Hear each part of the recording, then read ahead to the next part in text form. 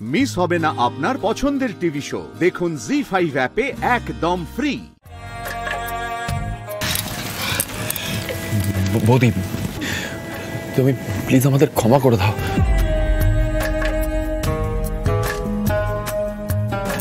এই পারো পারো, তুই কোনো অন্যায় করিসনি রে, আর অংশও কোনো অন্যায় করেনি। অংশুদা, তুমি এরকম ভাবে এম্বারেসড হচ্ছ কেন? আমি আসছি। অংশুদা, অংশুদা, দাদা ভাই,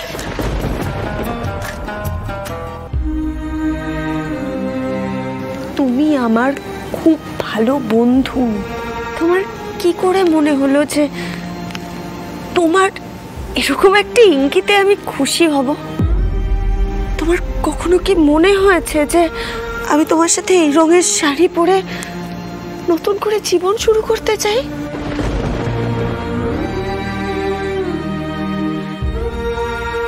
দাদা ভাই, দাদা ভাই, তুমি চলে এলে কেন? তুমি তো কোনো ভুল করোনি।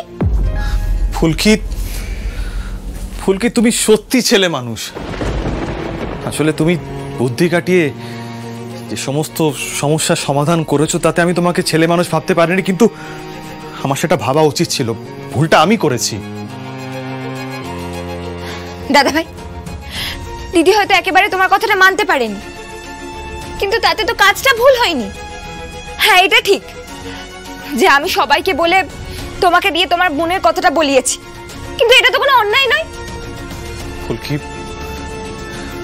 পারমিতা পুরো বিষয়টা ভুল বুঝলো তো। আরে পারমিতা ভাবছে যে ও হয়তো অজান্তে আমাকে কোনো ইঙ্গিত দিয়েছিল, তাই হয়তো আমি প্রপোজ করলাম ওকে। ফুলকি, কলেজ জীবনটা অনেকদিন হলো পেরিয়ে এসেছি। ফুলকি,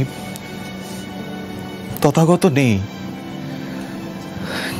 কিন্তু পারমিতা তথাগত সঙ্গেই আছে।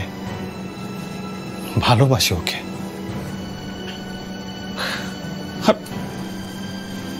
আমি আমি কেন যে এটা করলাম?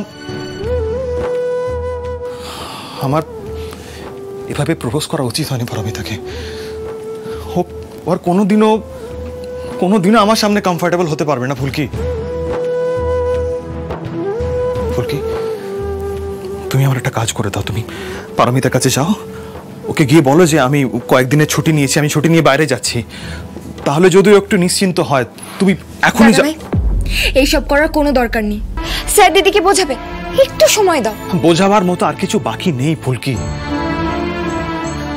আমার জাস্ট কি হলো, আসলে রুদ্ররূপ বাবুর বোন এসে একটা অদ্ভুত ব্যবহার করলো আমার সঙ্গে, আর আমারও মনে হলো পারমিতাকে সবটা বলে দেওয়া উচিত।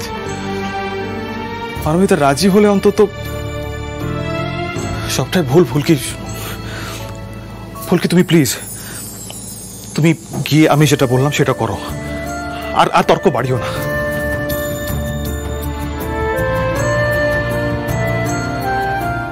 মা কালী, এ কি হলো?